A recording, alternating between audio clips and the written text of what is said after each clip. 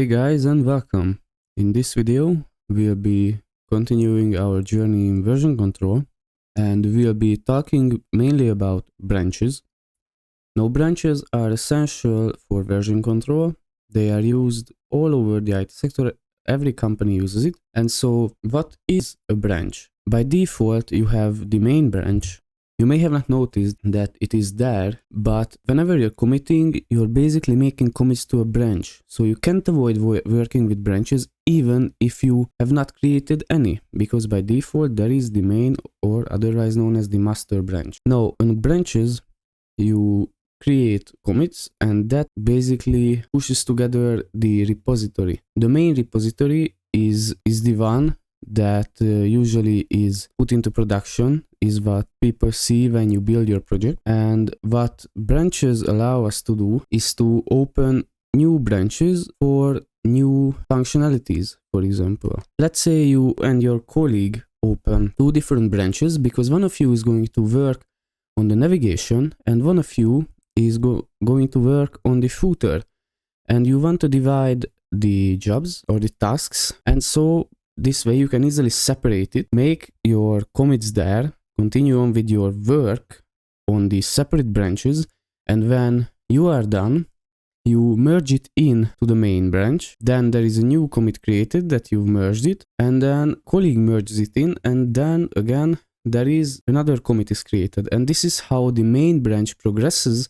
Meanwhile, the functions or the functionalities that you're working on in a website, for example, are all separated. This is very good practice because you can divide up people, divide up teams, and that's a very powerful tool in version control. Enough of the theoretical stuff, let's jump right onto VS Code. Alright, now let's put this all to practice. So here back in VS Code, we have our Git guide project that we've been working on.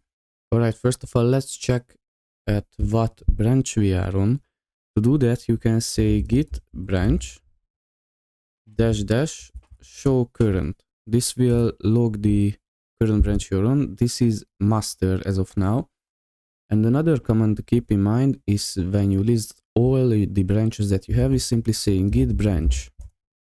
There you have it. We only have one, which is the main or the master, however you prefer to call it.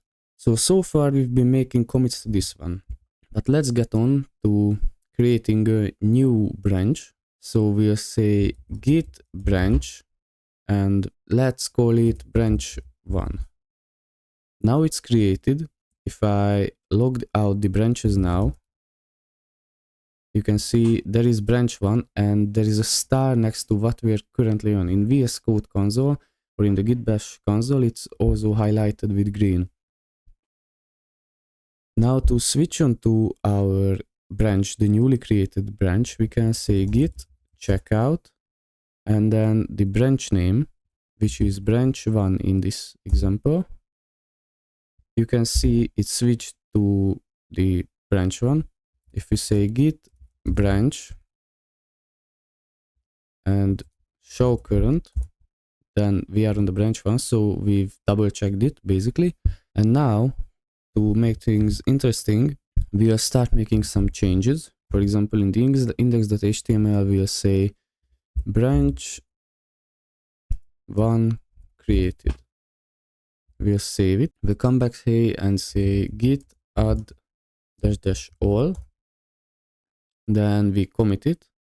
Git commit -m branch 1 created.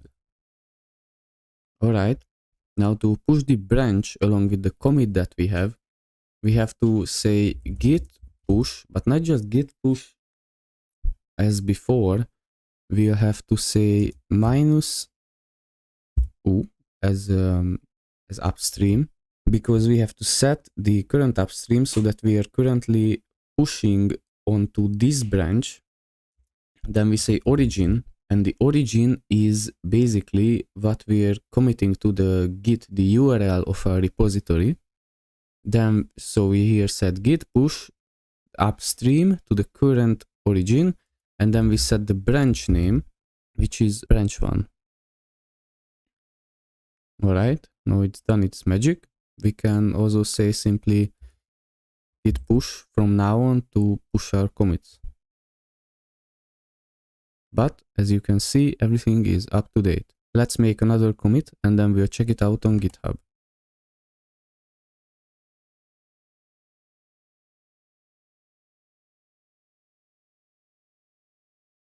And now we can simply say git push. There we go. Since we've set the upstream, now we can easily go see branch 1. Now if we come back to our repository, you can see that branch 1 had recently pushed 42 seconds ago.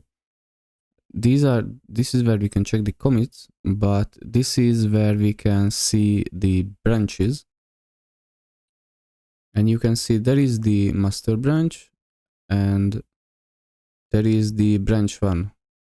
So basically that's it. It lists your branches. That's all there is to it. You can have a look at it there visually, but you can also list it out as I showed you before with the git branch command. Now we'll be coming here and we need to merge it into our main branch to make it work. Because if I say git checkout to the master branch,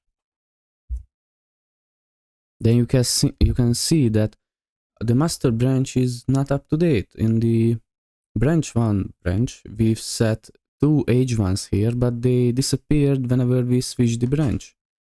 So now to make it merged, we can say git merge and then the branch 1.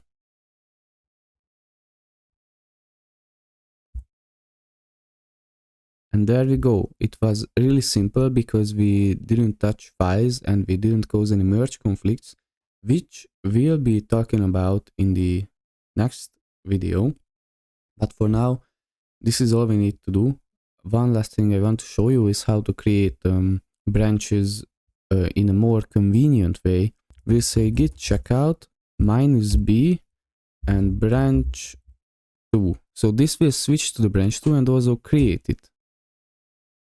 There you go. We can also commit one. I'll speed the video up for this one.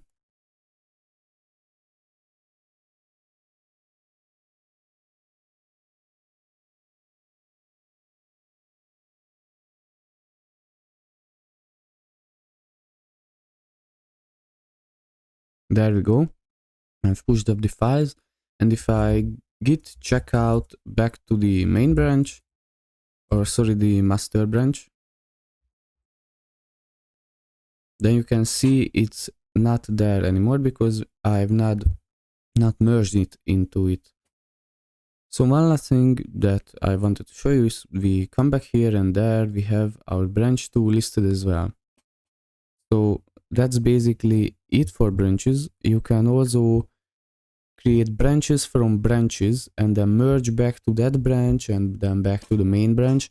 There are all sorts of strategies used in the IT sector. But for this one, this is a quite good and brief introduction to branches. It covers the basics.